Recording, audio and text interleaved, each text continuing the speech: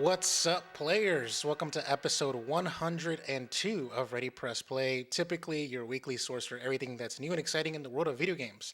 However, this is a special one off, or not even a special one off. It's just more of like a DLC pre recorded episodes that we like to do every year because we go on vacation or like hiatus, for the holidays, like a podcast normally do. So, to not leave you guys hanging, we're still dropping the episodes every Friday on your favorite podcast service, as well as on Saturdays for now on the Level One Gaming YouTube channel. So Christmas Eve, the Christmas Eve the audio show drops. Christmas Day the video show drops. So Dan, Merry Christmas to you. Merry Christmas to you too, Lewis. Are we gonna be the only thing dropping on the Level One Gaming YouTube channel that week? By the way. You know what? More than likely, yes, because last year Mm-hmm. Level One Gaming did not do any podcasts that entire week, so Right. we may be the only ones holding it down, which makes us the most reliable thing on Level One Gaming. So if you're watching us on Level One Gaming right now, Merry Christmas to you as well, and enjoy it while it lasts. Yeah. um, And also, how, like, we're just gonna, we can keep you guys entertained. If you guys are like, trying to get away from your family, you guys can hang out with yeah. us. Hugger did a live stream podcast on Thanksgiving Day, and I'm like, fuck. But to be fair, she's Nice. Canadian, and Canadians don't celebrate Thanksgiving in November. Oh, yeah. They have a different day for It's October, I Thanksgiving. think. I want to say. And actually, the funny thing about Thanksgiving is that, as far as I know, most other countries do not have Thanksgiving at all. It's a very American thing that Americans just assume it's the just a normal holiday like every other one. And because of that, I just recently watched an Alana Pierce video where she was talking about this actually, and it's Ah. interesting because she was from Australia and she had a similar perspective to it than I do, because she said that in Australia, because they don't have Thanksgiving, Christmas is better. And Oh. what she meant by that is that here it's almost like the attention gets split between Thanksgiving and Christmas, versus over there, like it's almost like both holidays are put together for Christmas. And I know exactly what she means, because there's the big feast, the turkey and the sides and everything else, like all that stuff that you guys eat here on Thanksgiving.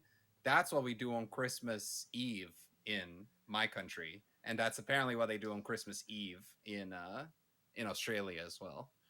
Interesting. So We celebrate Christmas Eve on for us, like I think it's like Hispanics, like people they tend to have Christmas on Christmas Eve, mm-hmm. whereas most American families tend to do Christmas on Christmas morning, like you wake up and then you open the presents on the 25th.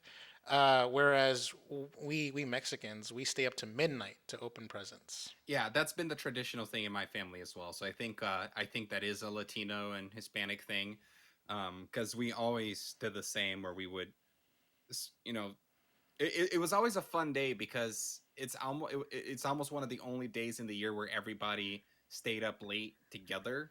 New Because Year's as a Eve, yeah, whatever. yeah, yeah, true. Because as a teenager, in my life at least, so many times I was trying to stay up late without my parents knowing or whatever, or my siblings were doing the same. And then Christmas Eve and New Year's Eve as well, those are the days where we all stayed up late together and hanging out and just being goofy or playing games or whatever. So there was something that was kind of cool about that. There's something that kind of nostalgic. Do you have any special plans for Christmas time, Lewis? No, we're just gonna spend Christmas here. Mm-hmm. We're gonna, go around the sitting room and just be around the Christmas tree, opening presents. We usually do this thing where we all open presents individually, one at a time. Like Mm-hmm. we want to make sure like everyone gets their moment of shine. It's usually about, uh, you know, everyone goes like for instance. Like my brothers would all like give away their presents first, and then Mm-hmm. each goes their turn and stuff like that. We kind of go in an orderly fashion. We try to prioritize the younger kids to open their presents first, so that way they can relish in that. But yeah, I always kind of like try to like be the one that gives the best presents. Hashtag flex all that shit. But this year I'm not entirely sure if I can, like, cause I don't have Mm-hmm. any great ideas. So. So you haven't bought your Christmas gifts yet. I bought one person so far, but like Mm-hmm. nothing. Nothing yet, because like I really don't know. Like first off, okay, I gotta say I'm off that entire week of Christmas for vacation from work, Hmm. so I have a whole week to figure it out. To go to a Right. mall or order whatever I need to order and all that stuff. So I should be good, but yeah. Okay. What about You you? don't want to. You don't want to go to a mall on December 23rd, though, trying to get a Christmas gift. That is not the most pleasant experience. Well, we started buying our gifts already, but we're not done. I would say we're about halfway through. Um, and the way we're doing it this year, and we've done it like this in past years as well, is that we're giving everybody kind of like a combination of smaller gifts as opposed to like a big gift. And so we already bought at least one thing for everybody that we're going to be giving gifts to, but then we got to complement it with more things as well. So we're gonna keep working towards that over the next few weeks. But yeah, I have a feeling we're gonna get everything ready on time, and then we're going to Florida on. We're actually flying on December 24th. Oh shit, Um, yeah, that's got to be like the worst. we'll see. We'll find out. It was the day that worked out for us, work wise and everything. So we're flying on the 24th. We'll get there at like 5:30 p.m. So we'll get there in time to spend Christmas Eve with my side of the family, and then we're gonna go and see Leah's side of the family on Christmas Day itself. Um, also in Florida. Okay, I It's was all gonna in say like, Florida. whoa. Yeah, it's next to each other. Okay, I was gonna think you're gonna go fly Yeah. somewhere else. I'm like, shit. No, no, no. Not this time at least. But yeah, that's it. So yeah, looking forward to it, and I hope that we'll listen back to this on Christmas Day, and we'll be having a good Christmas. Yeah. What's that called? Actually, now I think about it, it's like a couple of years ago. I don't know, maybe like 10 years ago or whatever. Like we were like noticing like a lot of times with Christmas, there was a situation where almost only the kids would get like presents. Like, and Hmm. so I think there was like one year I liked where everyone arranged for like a secret Santa. Everyone had to draw names and Yeah. stuff like that. So that way every adult was guaranteed at least one present. So Hmm. because a lot of times you don't like put people like like an aunt or an uncle or a cousin on a gift list. You know what I mean? You don't shop for them. So We well, we have I guess at this point we have a small family in a way because like I will, the only people that I will be seeing for Christmas are my parents, my siblings, Leah's mom, and Leah's siblings. So it makes it for a small list. Like we only have to shop for like 8 people or whatever. And then we'll get some gifts to a few friends as well. I hope you guys are Um, getting gifts for each other on the low. Oh yeah, yeah, yeah, 100%. We're Mm. we're we're well. I guess we're probably gonna do that. And you forgot you haven't shopped for Yeah, Leah, have you? I not yet, not yet. But by the time this episode is out, then yes. I have shopped for me. However, I didn't talk about this on the last podcast we did, Lewis. But I actually during the Black Friday slash Cyber Monday shopping window, there was one thing that I bought. There was one thing that I bought for myself, and I bought myself a new laptop. Ah.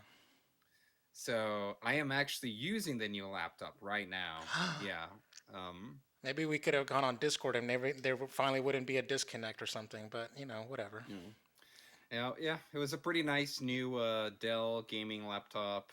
They had a good deal on it. It has a 3060 GeForce and it had 32 gigs of RAM and all sorts of things. And it was just one of those things where I've had the same laptop for like 6+ years now, so it was kind of time to upgrade. It was every time that I had to do something that was a little intensive on it, not even necessarily gaming, but even as simple as like editing the podcast or whatever, it would struggle a little bit, or things would crash because it run out of RAM or whatever. So um, excited to have something new and shiny that I can use now. Yeah. Let me since we're on the topic of Christmas, by the way, and I know we haven't even Yeah. actually got on the topic of what we're going to talk about for the Yeah. podcast, but I like this. This is kind of. By the way, for Ready Press Play for these next two episodes, I'm going to assume that we're going to drop all pretense for these pre-recorded episodes, any Oh yeah. pretense that this is a gaming podcast for these episodes. So I think that we did that last year too, by the way. So that being said, I wanted to tell a story about how much of a bitch I am. Okay, all right. So here's the thing. I am, I'm extra. Okay, there's like my personality. I tend to be like very, Yeah. I don't know. Like I think I had the worst part of like Christmas, the worst spirit of Christmas in me like 2 years ago, where it's like rampant consumerism and stuff like that, and it's like that kind of shit. So here's the thing: 2 years ago, it was Christmas 2019. And this is like the last normal Christmas. COVID was about Hmm. to. COVID technically happened in November of 2019, but it was in China. It didn't come to Yeah, we like didn't know it yet. we didn't know about it yet. But anyways, so that being said, there were a couple of things that happened. All right. So I have two brothers and a mom and dad, right? So they were Hmm. the four main targets. I mean, there's other people. There's my nieces and nephews and all that kind of shit. There's friends, but these four are the more important ones of for the story. So I wanted to be the one that drops the mic on Christmas and be the one that like gets the best presents ever and just blows everyone out the water. Like for instance, since we always give our presents like, all right, brother, it's your turn to give away all your presents. Okay, other brothers, your turn. Like, I made Right. it very clear that I wanted to be last. And Hmm. to be fair, I knew what I gave everyone. I knew how much I spent, all that kind of shit. So there's no way in hell that I would go, first, and then everyone has to follow me. You know what I mean? Hmm. So I wanted to drop the mic and like, and stun on everyone and kind of thing. So I for my both my brothers, I got my brothers each a pair of AirPod Max, which is the newest, hottest item that year. Like, it was the newest AirPods. They just, you know, I think it was AirPods Pro actually. They wasn't called the Max. The Max is like these things, Right. AirPods Pro, and like they were like the hottest thing, and they were sold out. They couldn't be found. They were being scalped, I think. I want to say, but I managed to go to an Apple store on the day they restocked and get them, and so I Hmm. got them at like retail price. And so like I got my brothers each the AirPods Max, the AirPods Pro. Sorry, excuse me, Hmm. the AirPods Pro. And so I'm very happy with that. And then I went ahead and like because my mom had like an iPhone 7, they each had they were kind of cracked, or they were kind of old and like wear and tear and all that kind of stuff. So I went ahead and like dropped like I want to say like $1,300 a piece and got Hmm. each my mom and dad an iPhone 11 Pro Max, which was like Nice. so I basically ended up having to like work overtime all in January of 2020 to just to like make up for how much I spent Hmm. between those AirPods and like those two iPhones, just the iPhones alone. Like, and so like I just kind of like just stunned it on everyone, and I was very happy with that. So No, that's cool though. Those are some pretty good gifts. You remind me. I actually got Leah a phone as well. I got Leah an iPhone. I think for our first. She's hearing this from the other room. She might send me a text message correcting me or something because I always get the dates mixed up. But I think it was like our first anniversary together, or it might have been her first birthday on like the first year that we were together. And she was stunned by it. She was like, "What? Like, you giving me a phone?" And like her mom was there too, and her mom was like, "Why you're giving her a phone? That's a little over the top." And it wasn't even like like the top of the line phone or but it was a good like it was one of the recent phone models, and she had like a pretty old one that was falling to pieces and didn't work very well anymore.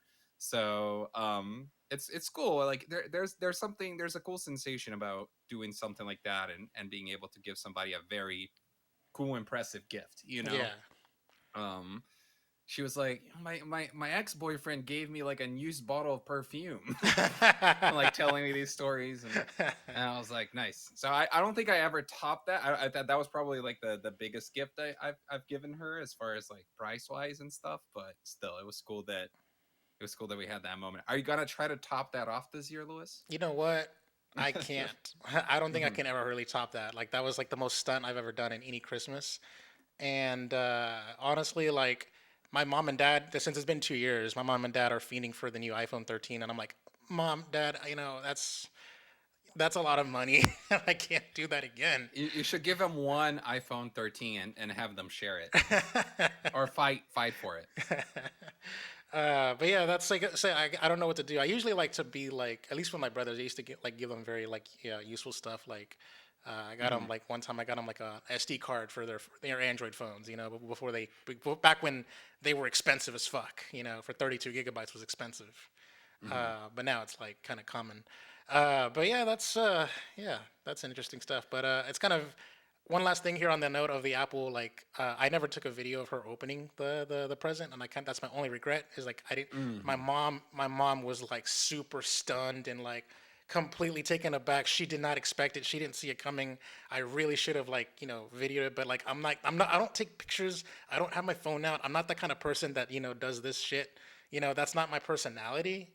Uh, but in hindsight, I really wish I could because then I could have like jump cut it because in COVID time, like the following year in 2020, I found an old like 8 millimeter tape of me opening an iPod in 2004 or 2005 for Christmas. So it could have like I could have jump cut like you know like an Apple commercial, like Hmm. paying it back, but it's whatever. Yeah. I would love to at some point become the kind of person who can go and give people cars or something like that for Christmas. Like Oh, like car commercials and shit like that, where like it's yeah. like babe and like she's like like yeah, like that kind of stuff. Yeah. Yep, Oh, yep, that's yep, so yep. unrealistic. I always like call shenanigans on those kind of commercials and stuff like that. But apparently, that does happen. When somebody like I saw a TikTok of somebody of a girl getting a guy his dream car. It was like a Hmm. 1969 like Dodge Charger or something like that or whatever the hell. No, that stuff does happen, but the thing is like here's the thing. There are certain purchases that they are so personal and special that I think it's better for people to make it themselves. And I think that about a car, for instance, because as much as like the idea of giving somebody a car is like really cool, and yeah, like if you can give them their dream car and that, that's really cool. But it is also weird for somebody to have a plan or an idea of which kind of car they want, and then they get something completely different, but then they're gonna be happy because they got a car. But I don't know, I always thought that was a little weird. Like I feel like there's certain things that you got to kind of let people buy for themselves. It's just like, for instance, Lewis, you are like, if you're gonna go and buy yourself a PC, right, you're gonna want to make a PC with a certain set of specs. You're gonna want to make sure that it has this much RAM and this much of a processor and blah blah blah blah. So like if somebody in your family went ahead and gave you a PC, you're gonna be happy for it. You're gonna think it's like that's cool. But at the same time, if you go and you look at the specs and the specs are not what you would have bought, what you would have wanted, right? Then there's like this weird like it's almost like this weird like bittersweet thing about it. It's like, oh, that's a great expensive gift, but like You just missed the mark. you just missed the mark. Exactly, right? Yeah, Um, I consulted my cousin last year for Christmas, where he wanted to get his son a gaming PC, and right. he knew that I would know what specs to hit, and I'm Hmm. like, okay, here.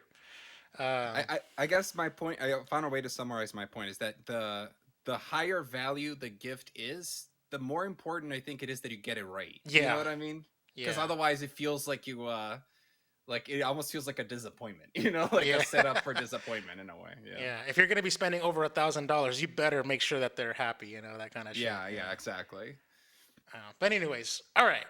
On to the actual topic of discussion here. So we actually knew what the topic of, generally speaking, DLCs tend to be like topic of the show, just one thing, over a course of a whole podcast. And on the docket today is episode 100.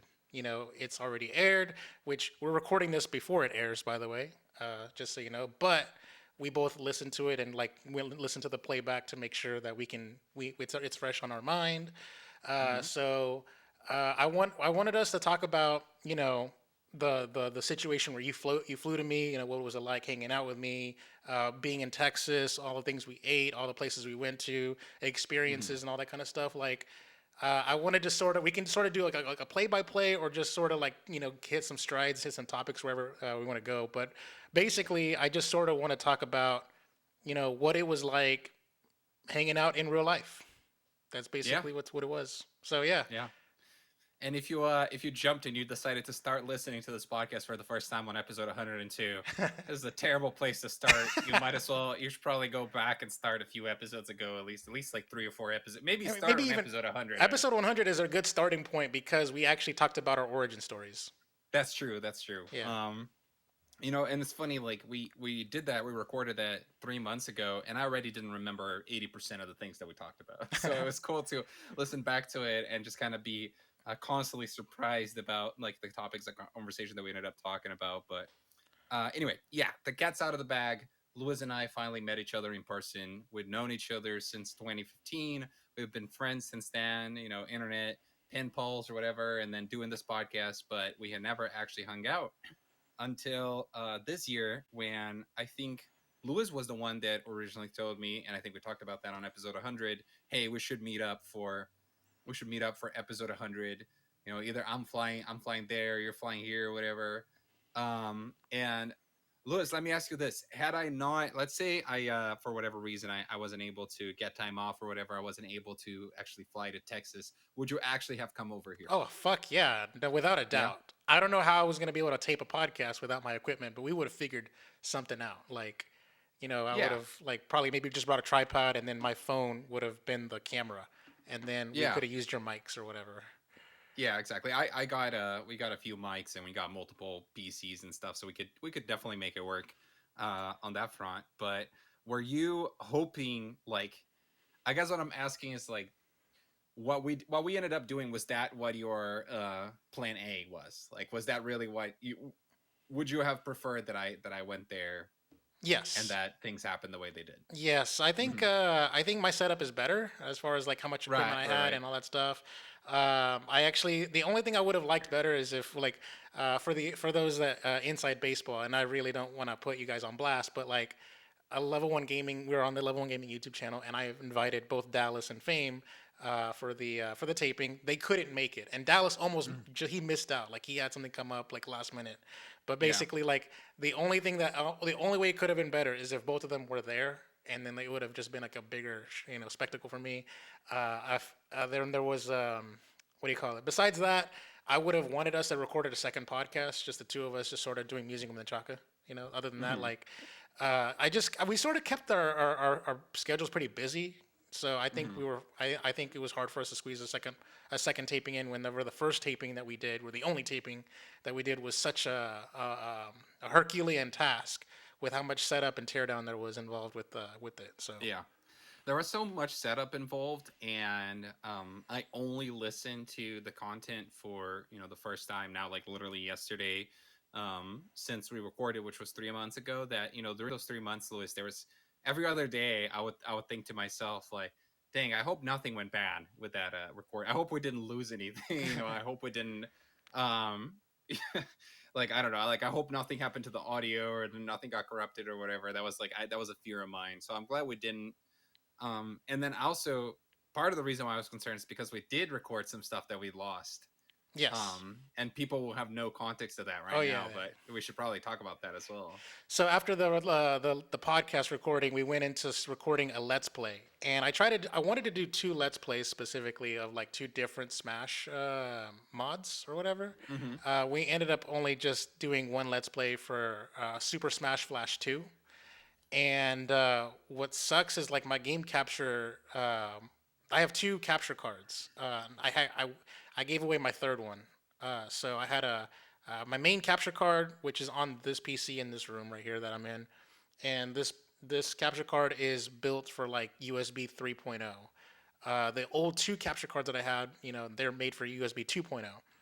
And so whenever I had my laptop only has USB 2.0 as the input. So when I was using my laptop for capture, it didn't want to play nice with my new capture card. And then my other capture card that was good for it, for some odd reason, the audio was muted. It did not.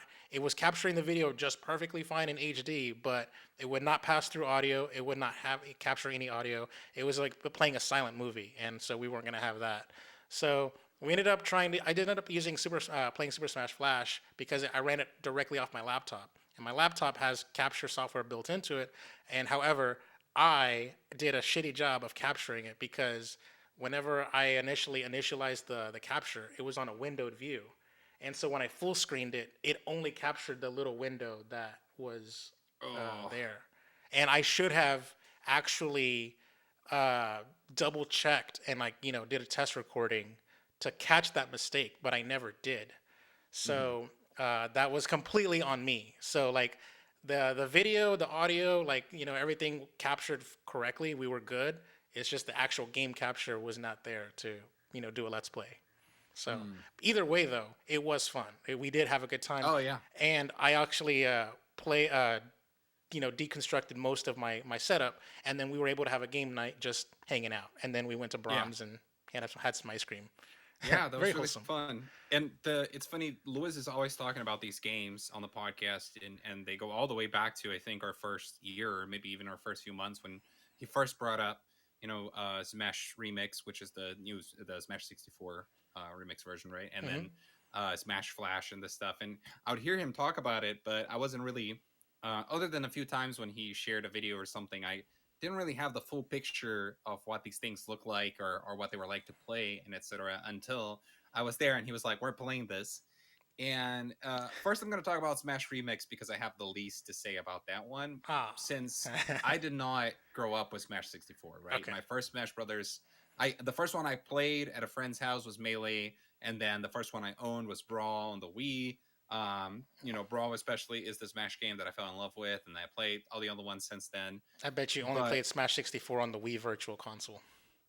if that, like I'd I the only way that I would have ever played Smash 64 is if there was a demo of it included on Brawl or something because Brawl had those like little game demos and Hmm. stuff, but I don't think it did. So I probably had never played that anyway. So playing that with you, it wasn't as much like the experience of playing Smash Remix, but it was the experience of playing Smash 64 for the first time for me.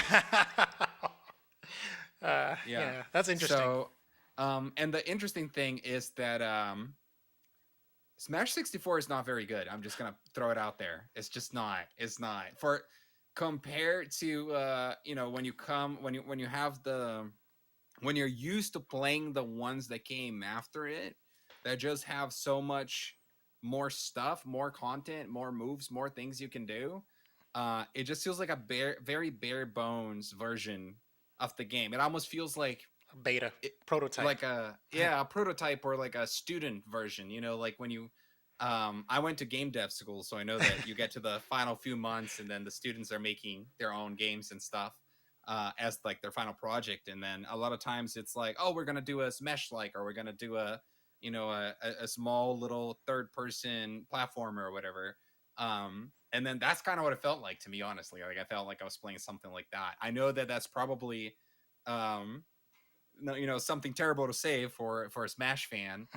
But from the my more like futuristic in quotes like perspective of coming from playing the newer ones first, it just I just didn't really like it that you much. know, But it's cool that you shut your whore mouth. No, I'm just kidding. yeah, But I will say this as a separate side note. Double the cast. It was only 12 hmm characters originally.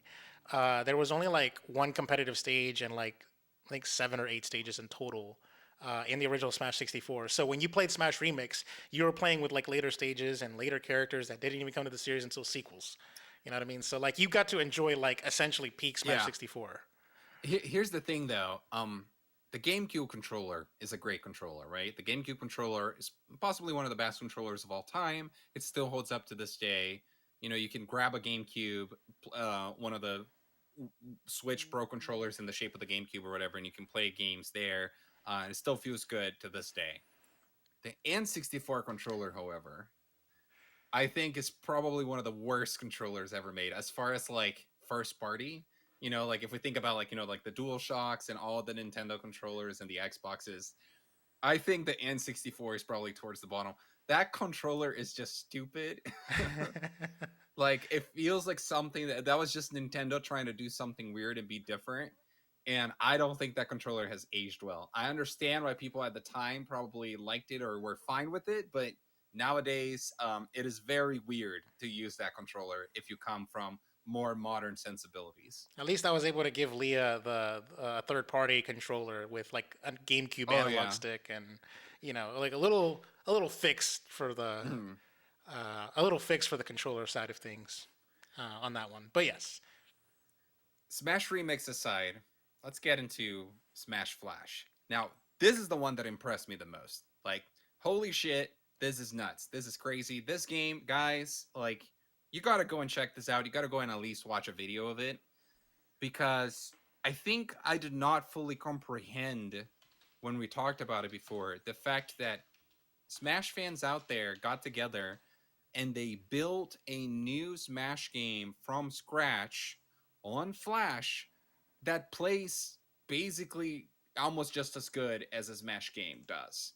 And with a crazy cast of original characters that are not in Smash and fan requested characters that we're probably never going to see in Smash like Goku or Naruto or whatever. All the moves seem consistent with the characters that they were representing, and it was just really fun. The game had a few issues, like it felt like it did not run, at least when we were playing it. Maybe it's because of the amount of people that we had playing it, didn't run as smoothly as like Smash Ultimate will run.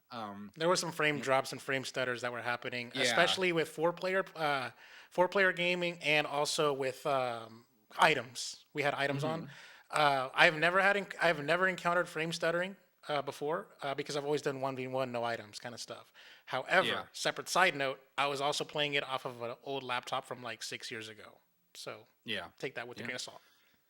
And here's the thing, like Oh, and by the the way, one reason. last thing, Dan. I have Mhm. the game up on screen for the viewers. So Oh, cool, cool, yeah. cool, awesome. Um, the game.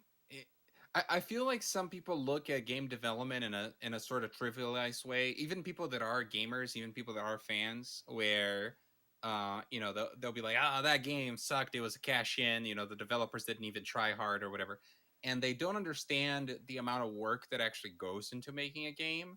And what I'm trying to say with that is that, like, even some of the worst games you've played, the games that had issues, the games that had bugs, I guarantee you they had many developers working hundreds, if not thousands, of hours to make them, and every little part of that game had to be set up and programmed in some way, and none of it is really trivial. It's all very hard, and it all requires a lot of work.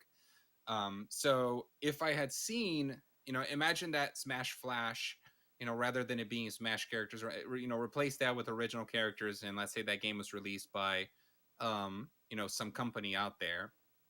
um, you would have looked at it, and it probably wouldn't have stand out as much, but it'd be like, oh, like a lot of work went into putting this game. But you could see, like, okay, the studio got together, they worked for 2 years, they made this game, whatever. Maybe they have a publisher or something. But it is the fact that it is fan made, which means that people were doing that in their free time. Like, nobody was paid to make that game.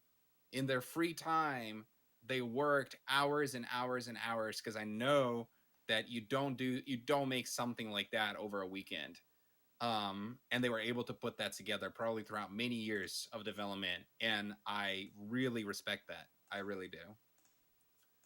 For no financial gain too, by the way. I don't know if they have a donations or something, but Not that I'm aware of. But yeah. you actually made me click on the credits, and I've never done that before on this game. And you're like, I need to know, and you let me like I had scrolled and you saw the names of the people. By the way, I think I'm not. I have to Google this here, but the name of the company that made this game, Hmm. they call it McCloud Gaming, as in like Fox McCloud, but they spelled it Right. differently. Uh, so McLeod Gaming, I believe they went on to make another game, like an actual game that they Oh, released. cool. It might be a Smash clone. So I'm gonna try googling it right now. I was just playing the video up here on screen, so I'm gonna stop that and look into that. But yes, here's the thing: like performance issues aside that happened with the multiple people. I gotta say, like, first off, we were playing it on like on GameCube controllers, and also it's actually Flash.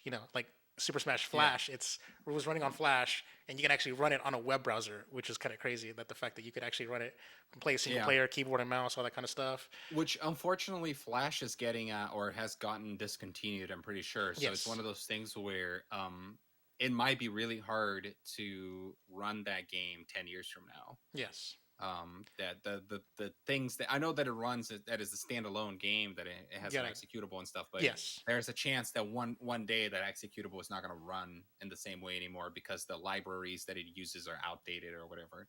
Ah, fuck. If Yeah, that could theoretically happen with Flash being discontinued and stuff, or Windows at some point may no longer support some of the code that's running. It's unlikely, but that could happen. And it probably won't run on browsers anymore, even nowadays. Because I don't know if any of the modern browsers has Flash support right now. Okay, so I looked it up. It is called Framemakers, and Okay.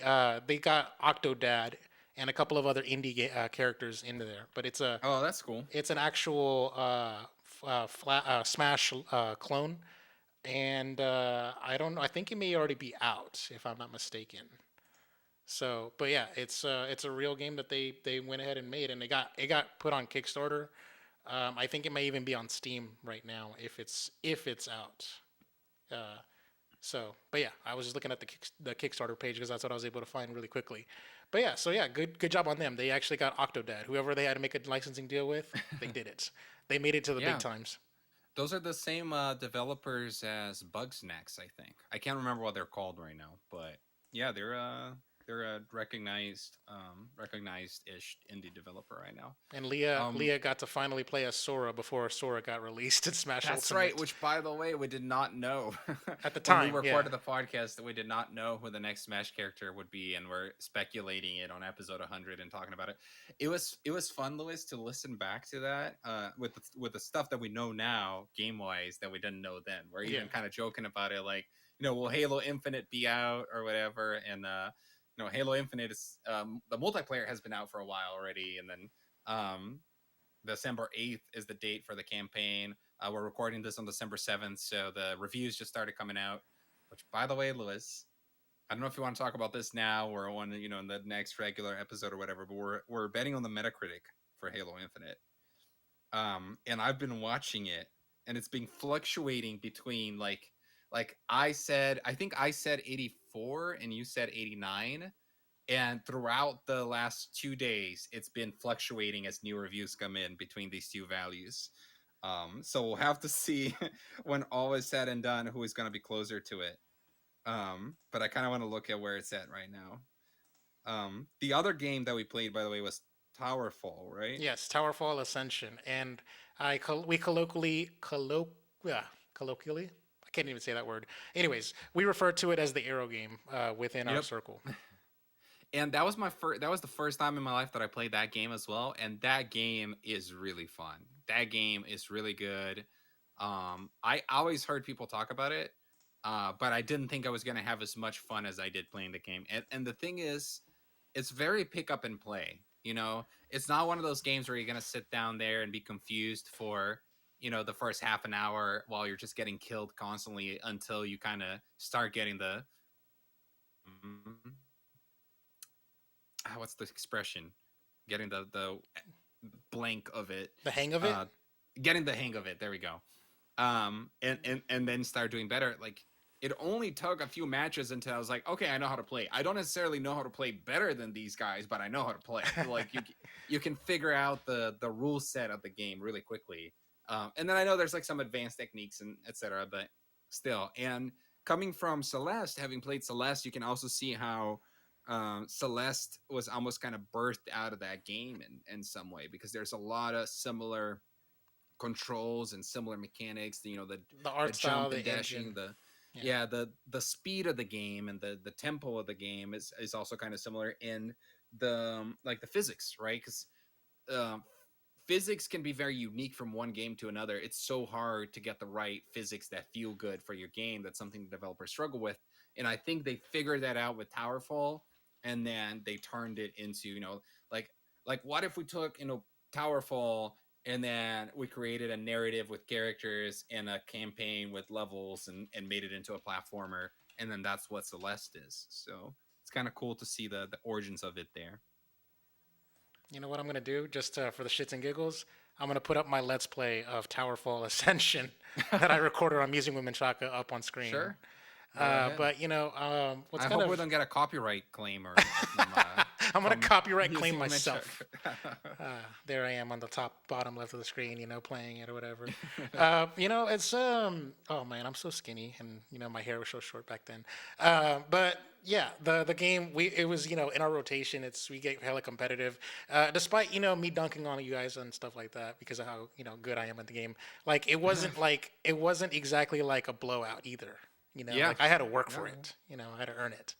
And even then, I think I didn't even win every match. I think you guys, somebody won something. Yeah, no, we did. Even like within every like match, but there's like the different rounds. Like I feel like everybody was getting wins on like, and some, usually you or somebody else in the group, I don't remember what it was, would get more wins, but still it was pretty cool. I was just checking Halo Infinite on Metacritic. Right now it's at an 86. Hmm. So theoretically still closer to my 84 than to your 89 Ah, by 1 point. But if it goes up to 87, it was at 87 at some point earlier, then it would be closer to yours. But the truth is it's somewhere in there, right? Which still puts it at one of the best reviewed games of the year, I'm pretty sure. I think most of the games that we even talked about recently were 85s um hmm. this year. Anyway, so what else do you want to talk about, Liz? What's the next Let's talk about food. All Let's right. do it. Let's. We went. I would take you to like several different places. I took you to Brahms, to Whataburger, to Hard Eights Barbecue. Mhm. What else? I know I've taken you more than just that. Oh, Yolk. Oh yeah. What are you, do you remember any other places or Yeah, any? yeah, yeah. It was all very good. I think that there's the thing about hard eights is that that was what I was looking forward to, as in like I want some good text and barbecue, and that was some good text and barbecue. So that kind of stands out a little bit more in my head compared to the other things 3 months later. Um, then Whataburger was good, but at the end of the day, it's like it's fast food good, right? So it's like it's not like no, don't get me wrong. Yeah, I really I found it great. I'm not trying to. That's not me.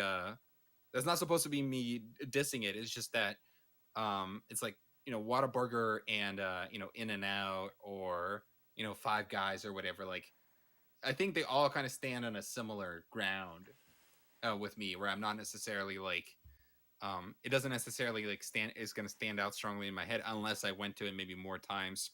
I'm surprised. Um, Like I'm surprised you say that just now because like during the time when you were eating the burger, it felt like a come to Jesus moment. You had like the sweet and spicy like bacon burger that you yeah. was. Oh, yeah, that was good. That was good. That was pretty good. Bronze was pretty good as well. I can't remember what I had there It though, was a shake but or a I banana split or whatever. I got, actually no, I oh had the banana split. You you had had the banana yeah. split and I got a shake, and that was pretty good. Um, and then yolk, um, that's where we had breakfast the last day Yes. before we flew out. Um, dang, I can't remember what we You had had I there think I had an either. omelet and you were like I don't know, but it was basically a brunch place that you had like a lot Yeah. of stuff to choose from. I think it was Leah that had like the biggest plate out of all of us, where she was like, "Whoa, shit!" Like it was a lot. I Hmm. think I don't know, I think but you might be thinking. I think it was the other way around though. But I don't like me and her. But I don't know. See, here's the thing. All the places that we went to, great. But that doesn't necessarily mean that I can tell you exactly like what I ate or like what it like feel like what it tasted like right now, because time goes by and then before you notice, like at least with me, like I don't remember those things that well. yeah, we initially But intended on recording this episode like shortly thereafter, so that way we yes, could yes, talk yes, about yes. like the play And by then we play of all the stuff that we did. we just kept pushing it and pushing it and pushing it. But I will tell you this: I did not have any food while I was there that I didn't love. So everything was pretty great.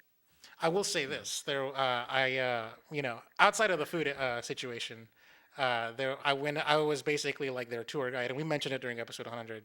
I showed them different places. We went to the Botanical Gardens. We went to Texas Live, and I was talking about like hey, look, think about like a bar, but like a mall. Like think Yeah, really big, and basically I just sort of like blew their minds into how big the fucking building was and stuff like that. They're like, oh yeah, this is and Texas it was Live. bigger. It was bigger than I pictured it. Yeah. So, And um, so it was like this insane like so much it's like a sports bar stadium mall thing basically hmm where like there's a barcade, there's a big ass multi-screen TV that you can all like gather around, like it was like a movie theater size screen where you can put like the big sports game or whatever. There were different like little restaurants like with different like cuisines and stuff, and there were different bars with different specialties and stuff like that. So basically we went to the barcade because we're nerds. uh, yeah, And I'll, yeah, so I want to talk about this place for a bit. Number one, pretty cool place. I think everybody that's around the area should go and check it out. Definitely worth it. It is one of the things like that, I'll remember about the trip other than, hanging out with you and doing the podcast and stuff. It was giant. I never seen a place like that before, so it's pretty unique and cool in that sense alone. I come from the bluest state in the United States, right? And Texas is a pretty red state. Depending on the areas, it can be a little bit more purple. But um, when I got there, California was still very much. Well, we're not in lockdown anymore, but we're still very much like everybody's terrified of COVID kind of thing. So like you go around, everybody's wearing masks, even like on the street and stuff. And people are not really doing much, like not hanging out with each other that much or whatever. And then restaurants are reopening, but it's like you got to have your mask on to go to the bathroom and back, right? Like you only have it off while you're sitting at the table. And then I get there and we walk into this huge ass building with hundreds, probably, I don't know, like probably over 1,000 people, right? And nobody was wearing a mask. Like we were literally the only ones wearing a mask, I think, at first. yeah. Before you guys um just took relented and took it off. Yeah. yeah, and it was weird because on one sense, I kind of think that, like, if we all just fucking get vaccinated, then none of us should have to wear a mask to begin with, right? Like, so can't we just get this thing done with? But on the other hand, it was just weird. Like, it was weird to have that culture shock almost of like, oh, people take this very differently around here. And I don't think I had that as strongly until we walked in there, because I would have anticipated that it would be like, oh, yeah, there's some without a mask there, but then there's some with a mask here, and then there's some without a mask there, and there's some with a mask here or whatever. But it was nobody was wearing a mask. Yeah, and then Um, I think a month prior, like the CDC had gave an advisory where mhm, like even if you're vaccinated, still wear a mask is what they said. So mhm. that was the advisory that we were working with. Even I think even to this day, if I'm not mistaken. But like, and so it's kind of interesting that when no one's taking it seriously, it just kind of like a culture shock. Which, by the way, to be fair, we did sort of take it seriously at the beginning for like a short period of time. There was a specific window where everyone was wearing masks and stuff like that. Right. And so whenever I went on my trip to Florida to just hang out for like a weekend or whatever, it was a culture shock for me seeing no one giving a fuck about COVID in Florida. So Right, right, right. yeah, Yeah, it is. It's definitely interesting. Like over here, and now it's December, so it's already been more time. And depending on where you go, depending on what you're doing, people can be a little bit more lax in certain situations. But generally, it's still like it's almost like it's more culture pressure. It is or anything like that. Like there's no cops going around calling people out for not wearing a mask or anything. Like not that I've seen, but still, like you walk out and you're walking on the street and you look around, the people you see are wearing a mask. You almost feel like you need to, like you need to put yours on because you don't want to be the odd one out, the right? only place that you had to wear your mask and you everyone was like really serious about it was the airport. When you got That's there true. and when you That's came true. when I was sending you back home, that's it. Yes, yes, yes, yes. But yeah, Texas Live was cool. And then we got some drinks, and then we got the arcade card, and I put 20 bucks on it or whatever, and then we went around playing some I games. think And if I'm not mistaken, I think Dan won most of the games. I think we were like trying to play skee ball and we did like different stuff and like I anything that was think you competitive. I think Dan would be winning it if I'm not mistaken. I won a bunch of the games actually, but you beat me in what's it called, the Air table hockey? hockey. Yeah, air hockey. Yeah, of And course. That's yeah. the funny thing is that we go play air hockey, and the Luz is talking about how like he's the best at this because he used to practice it all the time or whatever the fuck. You had like your story about it, but I also have, and I'm just like playing it cool and stuff, but I also have a story about it, which is that my family owned an air hockey table at one point, but we had it for like a year, a long time ago when I was like a preteen or something. And because we had it, like I spent a week or two where I was really into it, and then it just became a normal thing, and I was bored by it, so I didn't play it anymore. Um, and eventually, my dad sold it because he was like, "Well, I got us this hockey table or this air hockey table or whatever, and you guys are not even playing it, so I'm just gonna sell it."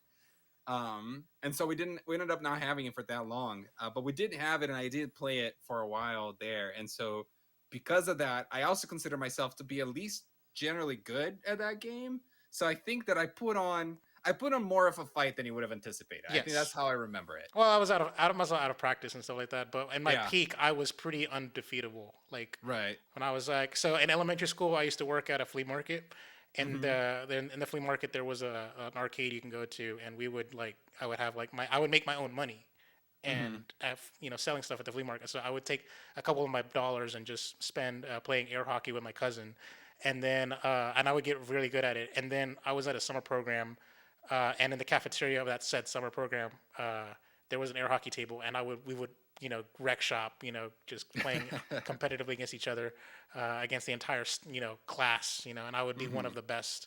It would be me and like two other people that would only lose to each other, that kind of stuff.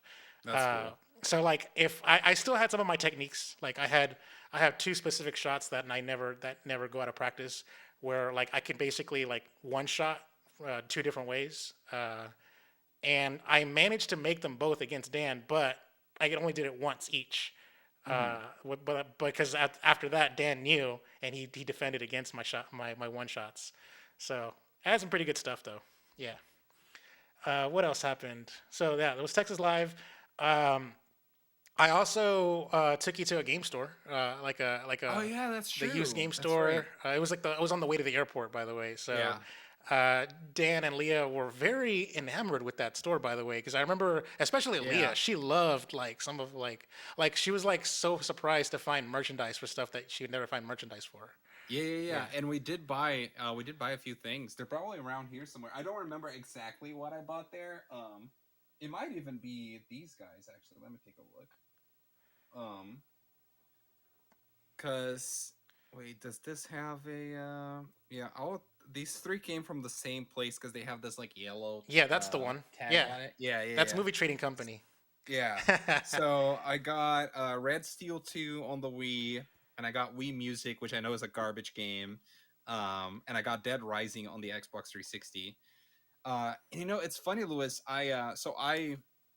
I've been collecting all these older games from this generation. I talked about it in the podcast before, and I usually get them on eBay. Sometimes there are certain places that I know to go to around here to try to find them in an actual shop.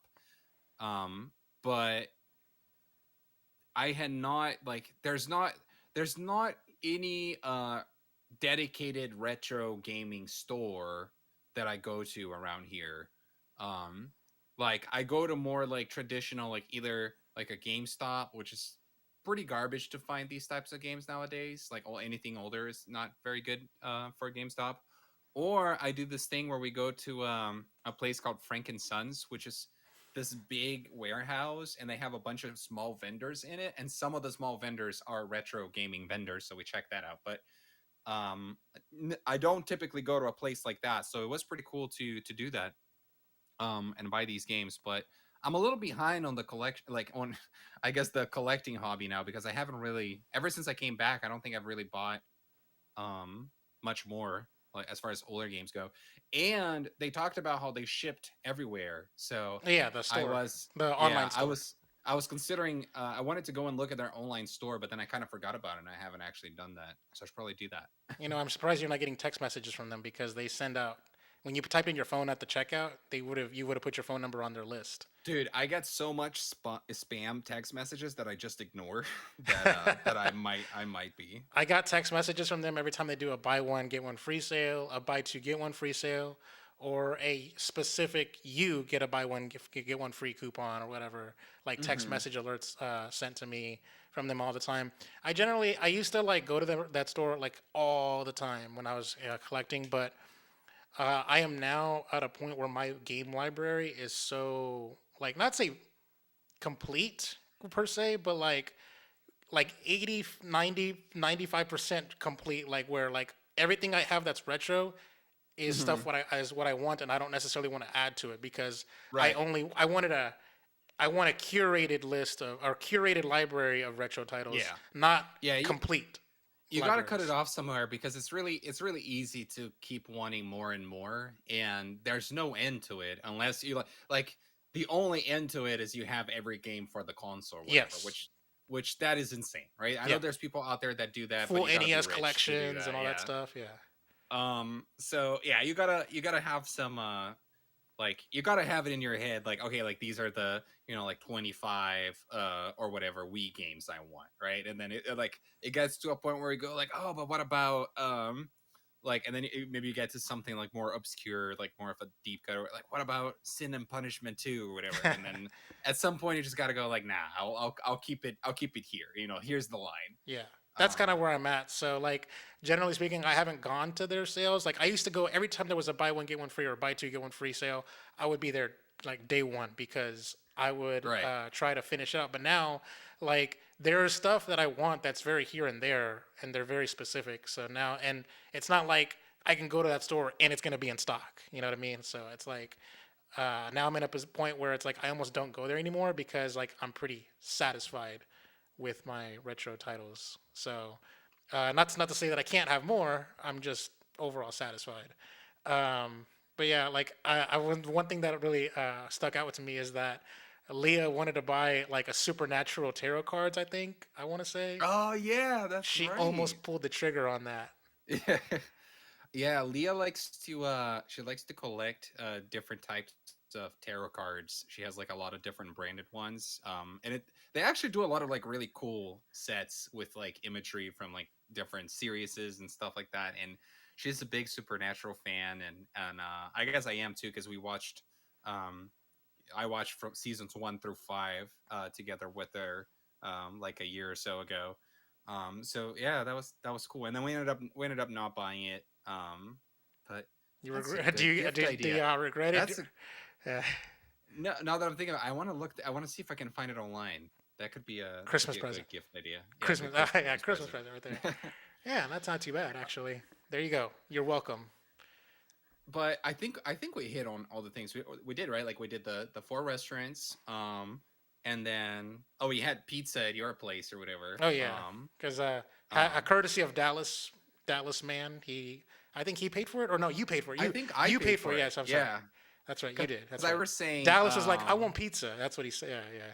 yeah, because I think I remember that you said like or I think I said something akin to, oh, you've been driving us around and stuff, so I'm gonna pay for pizza. And then one of your friends made a joke about it, like, oh yeah, that's a good deal because gas right now, like, it's spending way more in gas right now than what he spent in two You pizzas. on the way back from Brahms, I stopped at the gas station, and you guys were all chilling in my car, and you guys watched me pay like $80 to fill up my gas tank. Yeah, Yeah.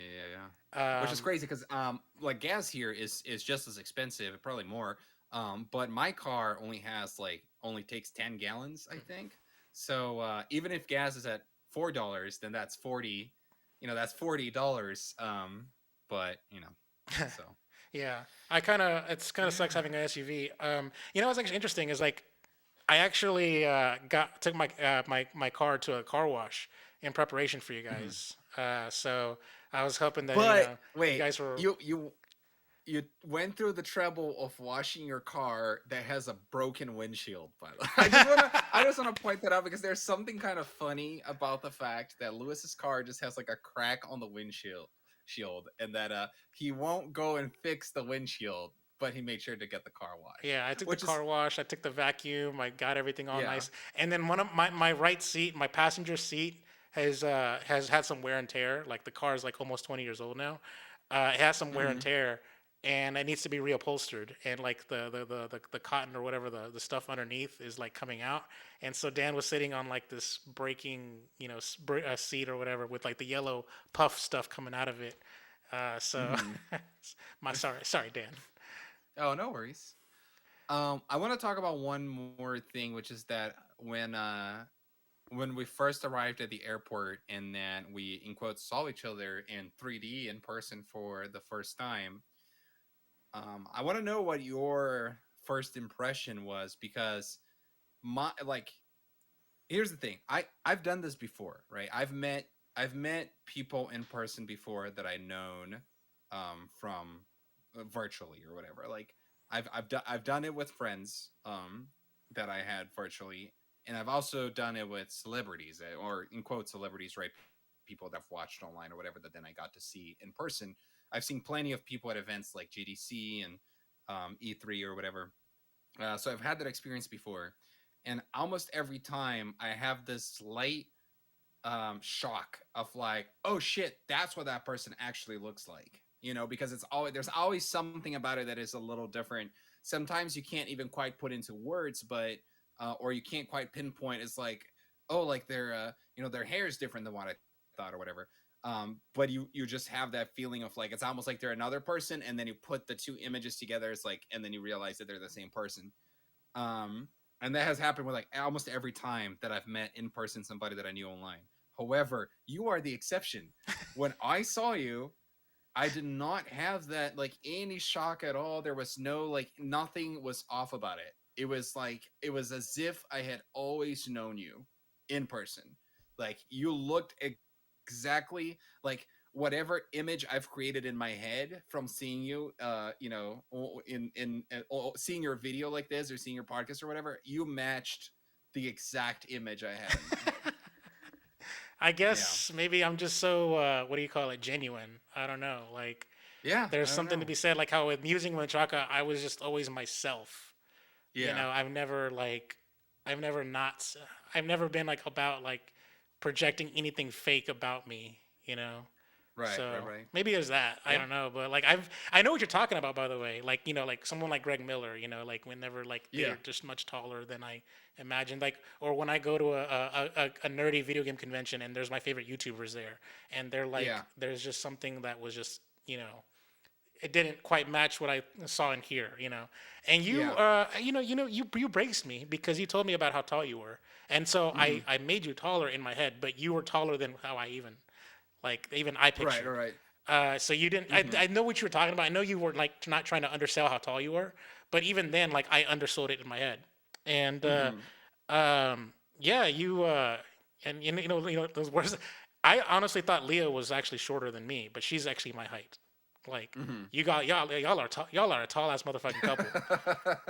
So Yeah, I think that's true. I think we're a yeah we're a tall couple, and the other thing too is that we me and you, Louis, we like clicked immediately too. I think that that was there gonna was be the no the next thing I pulled up is the next thing I was gonna bring up is that our rapport with each other virtually is synchronized with our rapport with each other in real yeah. life. We just sort of like hit it off, and we were just talking like we were best friends all our lives, and I just thought that was actually pretty cool that there wasn't really any awkward Yeah. anything. So When I also, was oh, go go ahead. for it.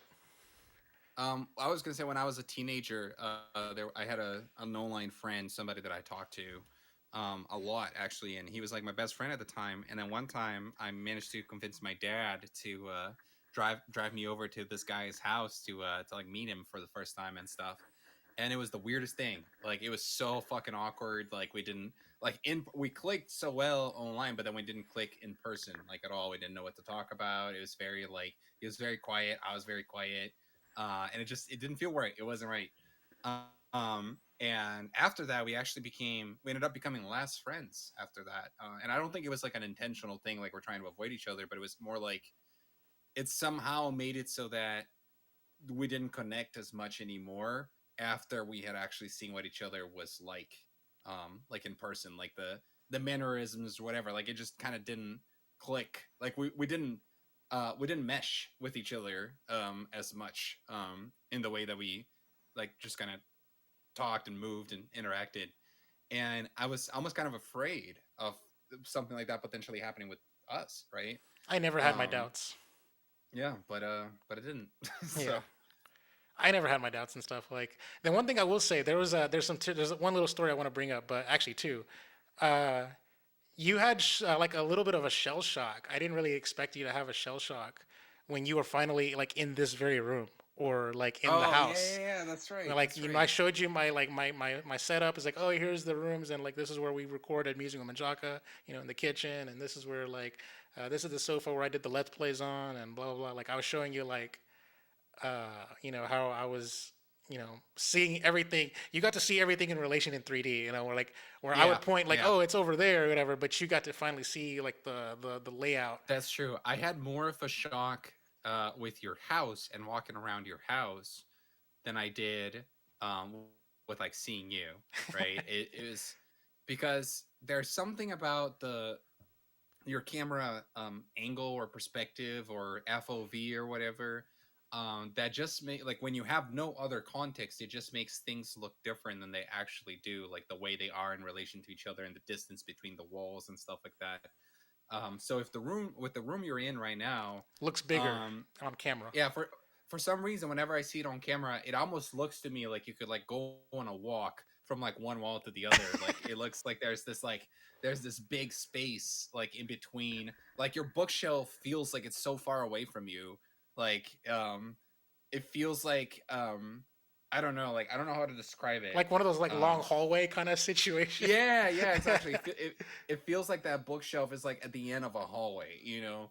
And actually, like if you like just like push your chair back a little bit, you can probably even reach it or like get close to reaching it or whatever. Um, so yeah, that was kind of interesting to me. And then also seeing the place where you used to, because I'm a Lewis fan in quotes before I'm his friend. So I've watched Musing with Menchaca in the past, and I seeing where that was actually recorded and how you had it set up and everything. That was very interesting as well. Um, there's something we didn't talk about too, I guess, which is your friends. That was my first time meeting your friends too. Troy and Joel, and then also met Dallas from Level One Gaming. And I met him for Uh, the first time as well. Uh, yeah. Technically, yeah, exactly. We could. You know what? Yeah, I was gonna say we can. I'll put a pin on what I wanted to bring up. But yeah, let's talk about that. Like, you you watched Troy and Joel on Musing with Chaka, but I don't know if you remembered them or like through Musing with Chaka. You knew. Hmm. I think you knew more Troy through like Ready Play Movies and Yeah. Joel Which, by more the way, through. it's kind of funny that in between when we recorded episode 100 until we released it, the Ready Play movies no longer exist for that. So, like, your guys are talking about it as if it's still a thing, but it's not. Yeah, I was Um, like, I introduced him as like the co-host of Ready Play yeah. Movies. Yeah, that was actually kind of interesting. We didn't see I didn't see that coming. Like that we would it would be Mhm. defunct by the time we air. But at least that's the last thing that Troy's gonna appear in. Which I should have mentioned it during Ready Play Movies during the final taping. It's like, oh yeah, and don't worry about Troy. He'll appear one more time on Ready Press Play. Yeah. I should have said that. Yeah, that's true. What if we had like cut him out of the podcast? Like, you cut the video so that he's cropped out, and then we like skip through every time every time he talks. I'm No, joking. Okay, no. don't. Here's the If thing. try if you see this, I'm not talking shit about you. I'm just Here's the joking. thing. He cropped himself out. All right. Oh yeah, Here's yeah, what happened. that's All right. right. So we were sitting. Okay. If for those of you that watched episode 100, we're sitting at our dining room table, and it's like a really long table, but the shot was a tight shot where we all had to sit straight, facing Mm-hmm. that way, right? And so I have three camera angles. Two of them were using my cell phones, and one was using an actual camcorder. And so the camcorder had like the wide shot where all five of us were in frame. I had one phone like that was pointing from this way, so we like half of us were on the frame, and another phone that was pointing this way, where all half of us were in frame. All right, so here's the thing, Troy, he got tired of sitting straight forward within the shot. Like I framed the shot where Troy is in it at the beginning of the Mm-hmm. podcast, and so he's in the shot and he's sitting straight. But the thing is, in order for us to talk to each other during the podcast, we all had to do like a lean, like a forward lean slash look towards each other kind of stuff. And Troy got tired of doing that forward lean, so he scooched himself over, and the dining room table curves, and so he went to the curvature so that way he doesn't have to do the forward lean. He could just look straight at us. But when he scooched over towards like the last 30, 40 minutes of the podcast, he took himself off of the main shot, completely off, Oh and no. the camera that was pointing towards him died during the last 30 minutes of the podcast. Like it didn't, I take it back. It didn't die. It ran out of space. It ran out of memory. So it Mm. couldn't record anymore. So I literally, for like the last 30 minutes or 20, 30 minutes of the podcast, I only have two shots to work with. And so Mm-hmm. when Troy scooched himself over, he's not in the shot. He can be heard perfectly fine on the mics, but he's not seen. Mm-hmm. So that sucks. Um, Interesting. and then He's what else? basically he's the John Cena for crew. But what else? What else I was gonna say? Oh yeah. So yeah, I was gonna say you met Troy, you met Joel. Like, what did you think of them like personality wise, like did they match or did you have any picture of them in your head or whatever? Um, you know, I I think physically, like appearance wise, I didn't really remember Joel that much, and I had not seen him on anything in a long time. He was on So Ready Play Movies, like number 11. That's about it. Yeah, as far as oh like yeah, that's on right. camera stuff. So I feel like I did not have a strong reaction appearance wise to any of them as in like shock or whatever, because I hadn't really seen them that much to have that strong of an image in my head. Like Ready Play Movies, I listened to most of the episodes, but I listened to it and not watched it. I only like open up the video to check it out and give it a like or whatever, like a few times.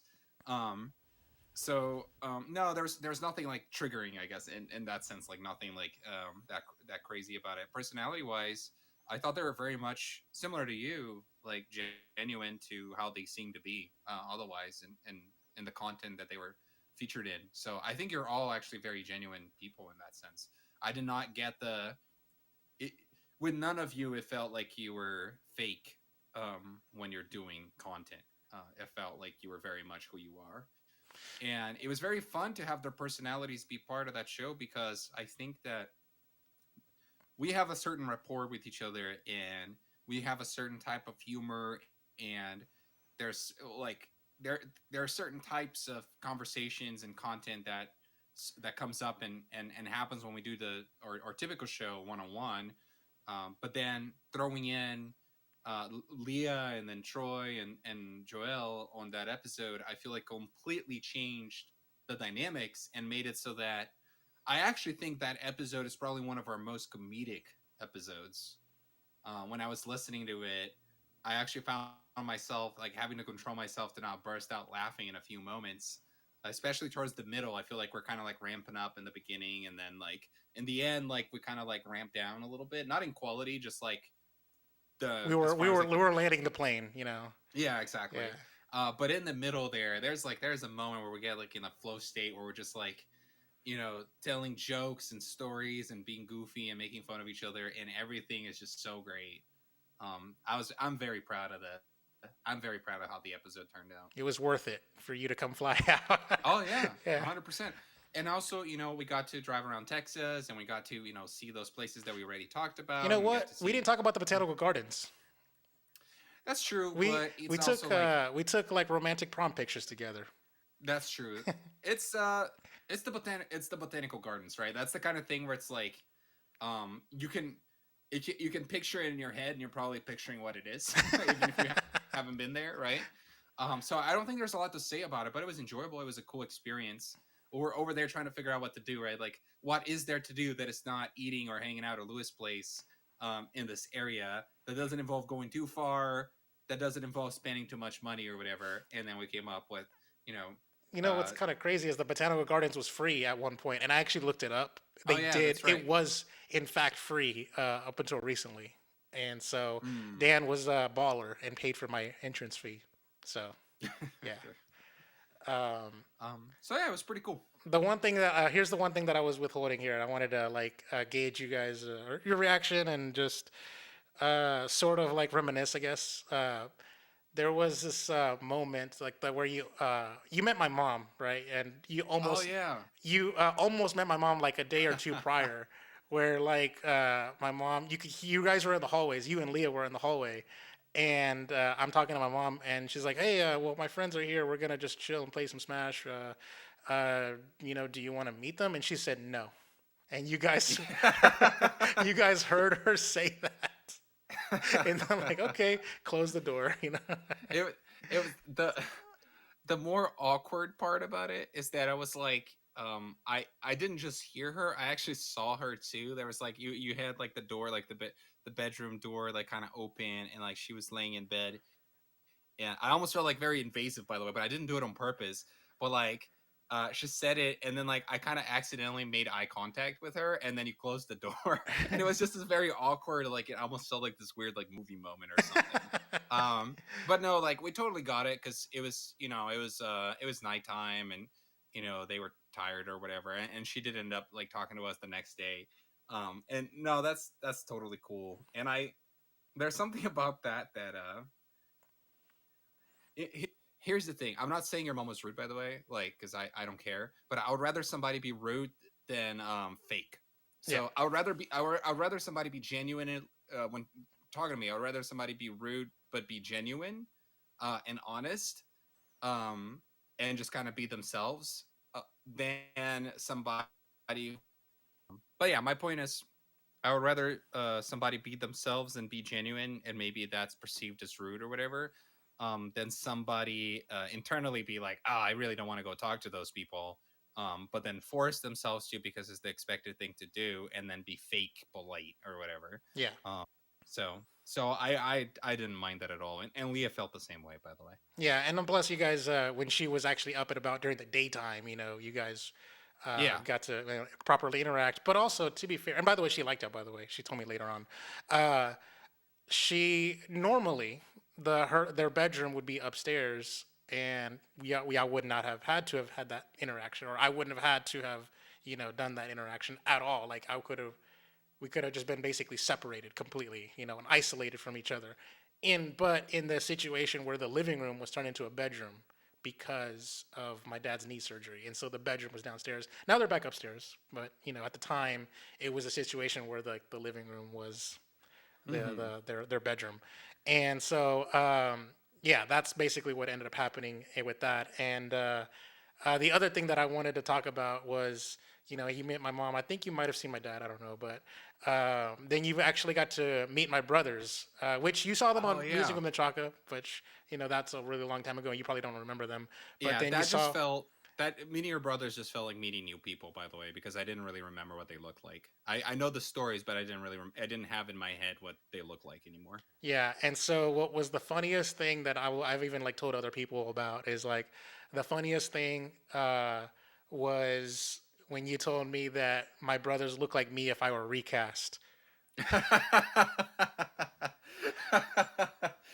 That's oh, I had forgotten about that. That's I, right. I've internalized that and I'll never forget it.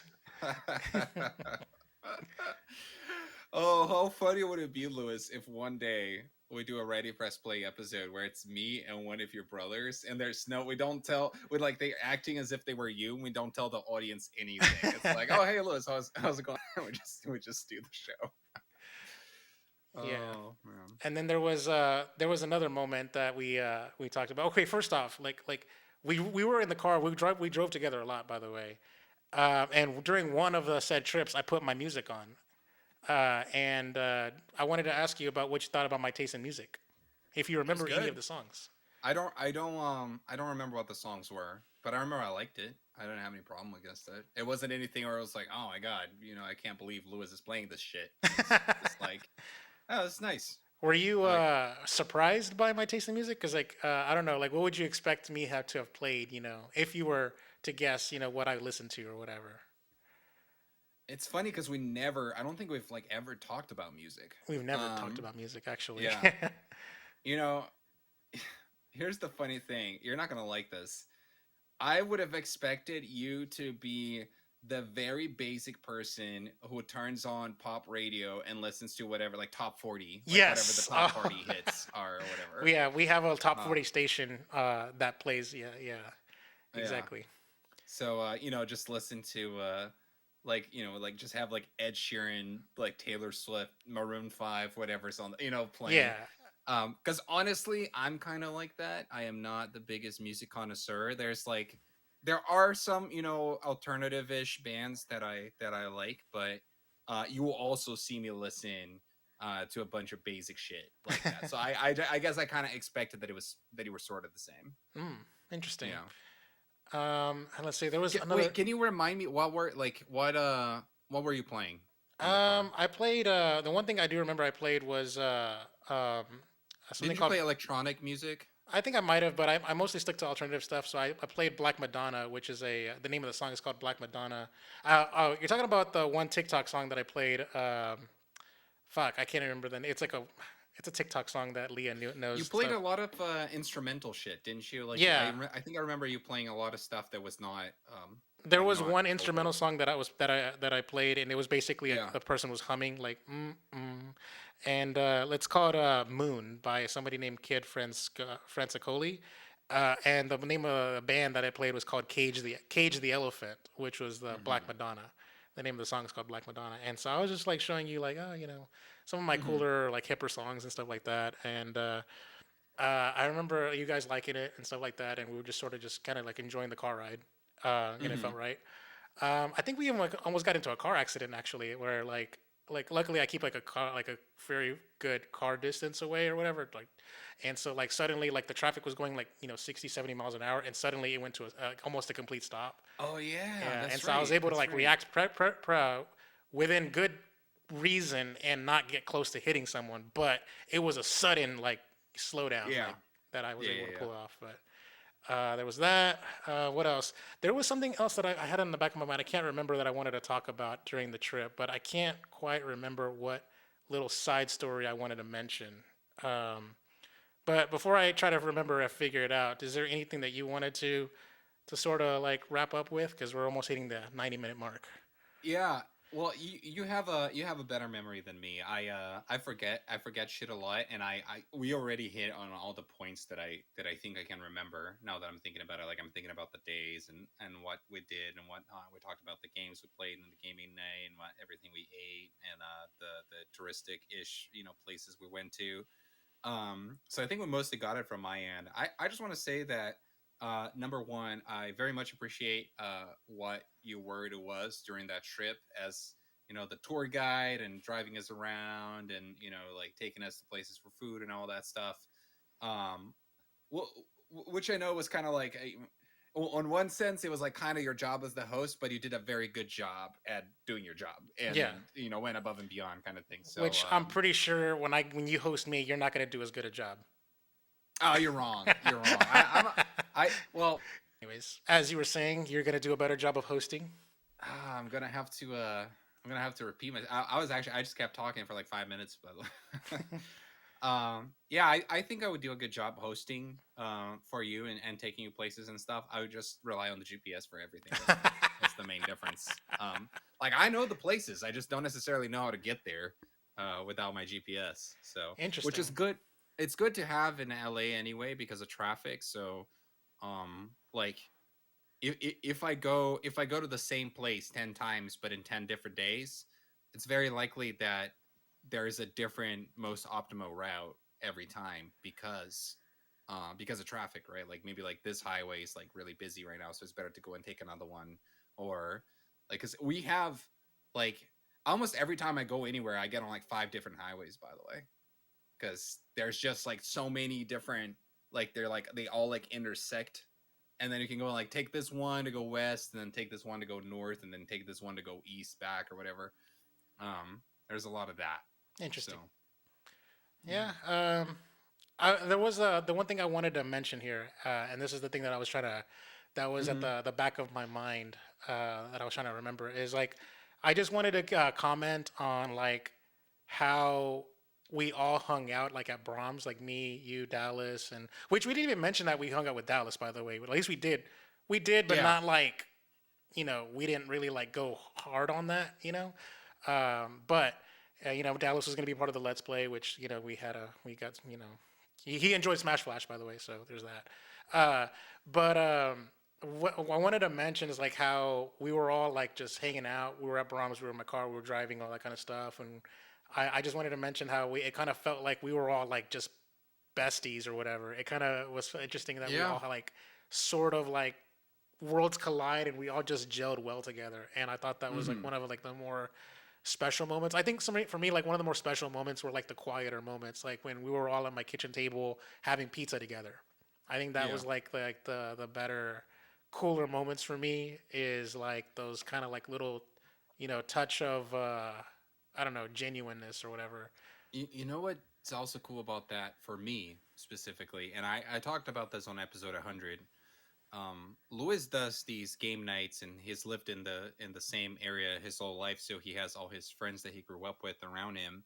But I'm not like that. The people I grew up with are back in Brazil. The people I went to college with in Florida are all over the place. The people I went to college with again for my master's degree are all over the place. The people I worked with in the past, a lot of them have changed jobs, moved to other locations as well, and etc. So I don't have like it's very rare for me to be hanging out with a group of friends nowadays.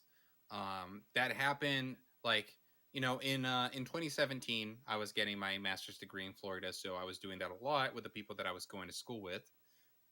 But aside from that, and then like the wedding that we did, um, that has basically not happened or almost not happened at all, because my friends, like, one, a lot of my friends don't know each other necessarily. A lot of my friends are spread around. So with me, I usually, if I'm hanging out with somebody, it's usually one on one, and it's more of a like, oh, let's make a plan to get dinner. Like I'm planning. There's a friend that I haven't seen since before the pandemic. He was the last person I hung out with before the pandemic hit, and then we just plan we're gonna get dinner together like a week from now, and like that's kind of more what it's like for me. It's um like either like let me text a friend that's in another state or another country, or let me go and get dinner to this friend that lives in LA but like an hour away, who I don't get to see that often or whatever. So that experience of being, like you said, in like a friend group of like 5 or 6 people, eating pizza and playing Towerfall or whatever, that's not really an experience that I have, or that I often have. So it was pretty cool. It was almost like it kind of brought me back in a way to like simpler times, like to it kind of brought me Yeah. back in a way to either when I was in college or high school or whatever, and I used to do those types of things. Yeah.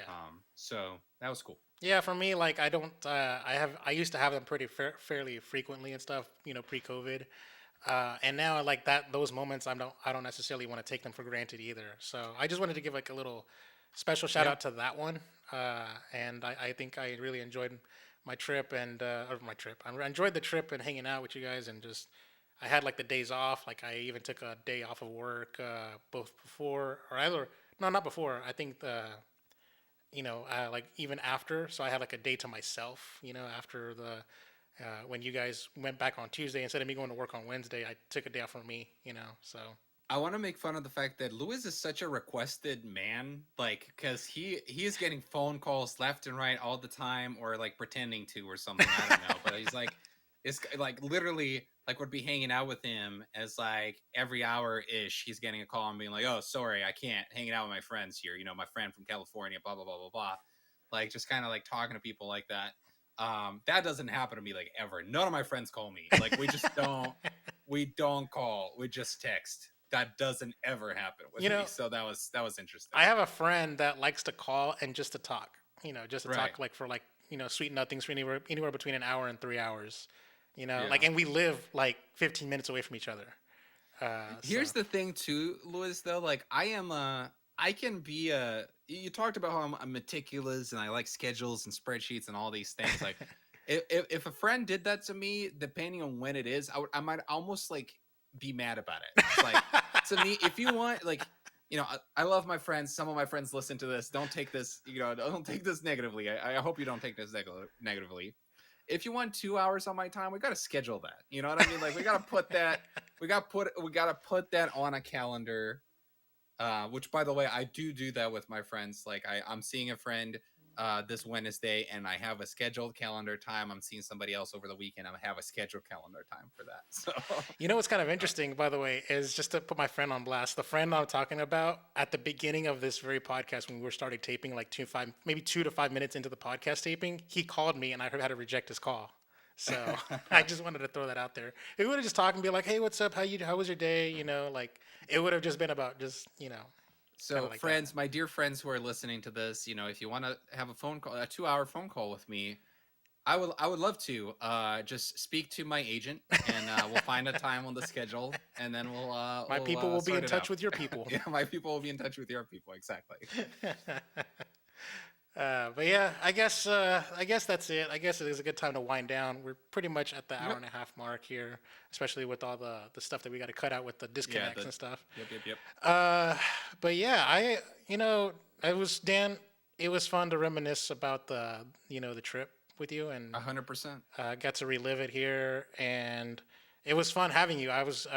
Thank you for coming and spending your money on your plane tickets and stuff like that, and spending your money on a motel when there was a spare bedroom here that you could have used.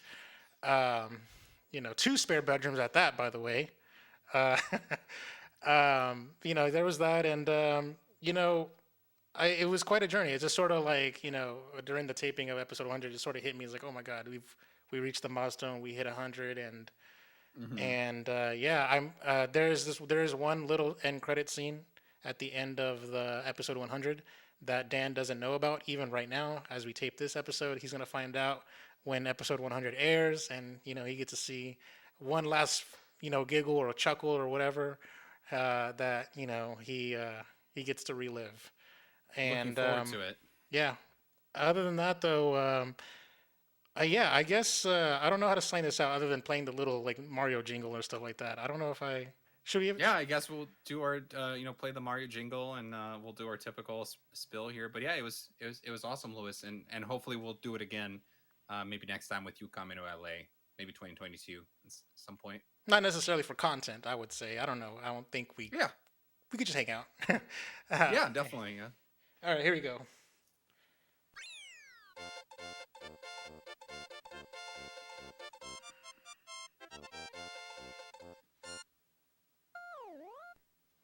Thank you so much for joining us for another episode of Ready Press Play. Um, I don't have the script in front of me, Dan. So what do I That's normally fine. say? Let's just plug the Twitters. Yeah, yeah, yeah. Ready So Press Play on Twitter, or Lewis at Chakalaka88, Dan. at Dan Lima. Yes, yes. Thank you for the save there. Um, you know what? Subscribe to the show, subscribe to the feed, subscribe to the YouTube channel, all that good stuff.